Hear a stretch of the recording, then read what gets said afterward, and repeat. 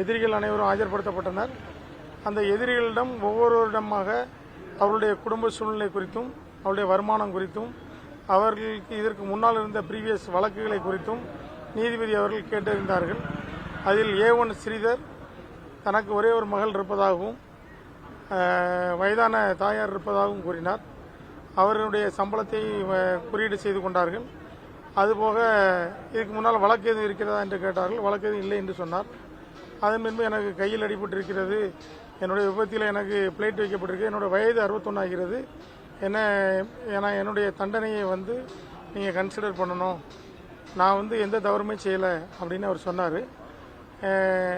கடைசியில் எனக்கு குறைந்தபட்ச தண்டனை வழங்குன்னு சொன்னார்.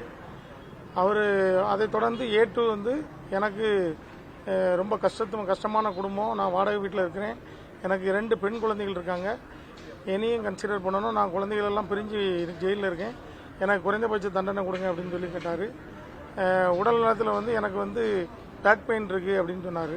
அதே மாதிரி A3 எனக்கு ஏற்கனவே ஹார்ட் ப்ராப்ளம் இருக்குது, நான் சிறையில் இருக்கும்போது நான் ஹார்ட் ப்ராப்ளத்துக்காக ராஜாஜி மருத்துவமனையில் அனுமதிக்கப்பட்டிருந்தேன், எனக்கும் மனைவி குழந்தைகள் இருக்காங்க, என்னுடைய உடல் நலத்தை கருதி எனக்கு குறைந்தபட்ச தண்டனை வழங்கினாங்க. இதே மாதிரி அனைத்து காவலர்களும் தங்களுடைய உடல்நிலையையும் தன்னுடைய குடும்ப சூழ்நிலையும் சொன்னாங்க. இதையெல்லாம் குறித்து கொண்ட நீதிபதி அவர்கள் எதிரி தரப்பு வழக்கறிஞர்களுடைய வாதத்தை கேட்டார்கள். அனைத்து வழக்கறிஞர்களுடைய வாதம் முடிவடைந்து விட்டது. அதனைத் தொடர்ந்து பாதிக்கப்பட்ட குடும்பத்தினருடைய பெனிக்ஸோட தாயாருடைய கருத்தை கேட்டார்கள். அந்த அம்மாவும் நடந்த விஷயங்களும் தனது மகனுக்கும் தனது கணவருக்கும் ஏற்பட்ட காயங்களை குறித்தும் அவர்களை சித்திரவதை செய்தது குறித்தும் அவர்கள் நீதிபதி கூறினார்கள். அதனைத் தொடர்ந்து விக்டிமோட வழக்கறிஞர் ரூபஸ் அவர்கள் அந்த ரேர் கேஸ் என்பதை பற்றி மிக விரிவாக எடுத்துரைத்தார்.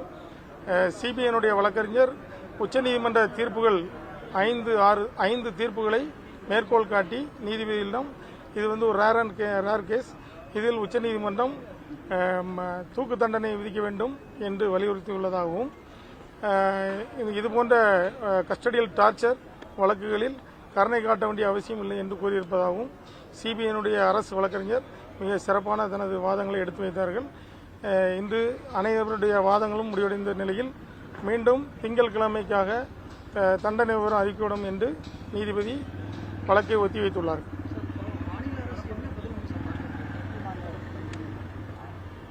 இல்லை, அந்த அறிக்கையை நீதிபதி அவர்கள் இங்கே நோட் பண்ணல, ஆனால் அறிக்கையெல்லாம் விட்டது. அதனால் இந்த எதிரிகளுடைய கருத்துக்களை மட்டும் குறிப்பிடுத்திக் கொண்டு வாதத்தை கேட்டுவிட்டார்.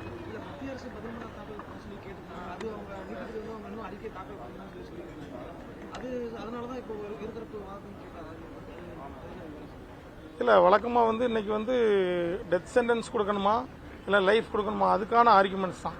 ஏற்கனவே குற்றவாளிகள் என்று அறிவிக்கப்பட்டு ஆகிவிட்டது. இதில் என்ன சென்டென்ஸ் கொடுக்கணும் அதுக்காக செகண்ட் ஆர்குமெண்ட்.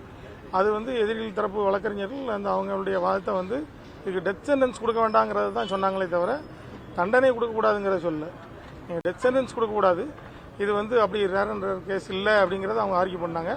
ஆனால் சிபிஐ தரப்பு வழக்கறிஞர் இது ரேர் கேஸ் தான், இது பொதுமக்களை ரொம்ப பாதிச்சுட்டு, ஏன்னா மக்களை காக்க வேண்டிய காவல்துறையே கொலையை செய்திருக்கு. எனவே மக்கள் ரொம்ப ஷாக்காக இருக்கிறாங்க. அதனால இதை ரேர் கேஸாக தான் கன்சிடர் பண்ணணும். இதுக்கு உச்சபட்ச தண்டனையான தூக்கு தண்டனை கொடுக்கணும், அப்படி இல்லைன்னா வாழ்நாள் முழுவதும் சிறையில் இருக்கணும், அப்படி ஒரு தண்டனை கொடுக்கணும். 2 ஆப்ஷனை சொன்னாங்க. அவங்களுடைய வாதம் தான். இது இந்த லத்திங்கிறது ஒரு கொடுமையான ஆயுதம் இல்லை, அது காவல் நிலையத்தில் எப்பவுமே இருக்கக்கூடியது தான். அதனால அவங்க வெஞ்சன்ஸோட ஆயுதங்களெல்லாம் எடுத்துகிட்டு தாக்கலை, அது ஆக்சுவலாக அங்கே இருக்கக்கூடியது அப்படின்னு சொன்னாங்க. அதுக்கு விக்டிம் தரப்பு வழக்கறிஞர் சொல்லும்போது, அப்போ அங்கே துப்பாக்கியும் தான் இருக்குது, துப்பாக்கி வீசி சுட்டுறலாம், நீங்கள் தொடர்ந்து அடிக்கும்போது உங்களுக்கு திருந்துறதுக்கு வாய்ப்பு இருந்தும் நீங்கள் அவங்க துடிக்கிறாங்க அழுறாங்க, அப்பவும் நீங்கள் நிறுத்தலை, துப்பாக்கி சுட்டா கூட ஒரு செகண்டில் உயிர் போயிடும், ஆனால் நீங்கள் தொடர்ந்து அடிக்கிறீங்க, அப்போ அது நிப்பாட்டி அடிக்கிறீங்க, ஆனால் நீங்கள் திருந்தலை, அப்போ உங்களுக்கு ஒரு இன்டென்ஷன் இருக்குது அவங்கள கொலை பண்ணணுங்கிறது தான் அப்படிங்கிறத சொன்னாங்க.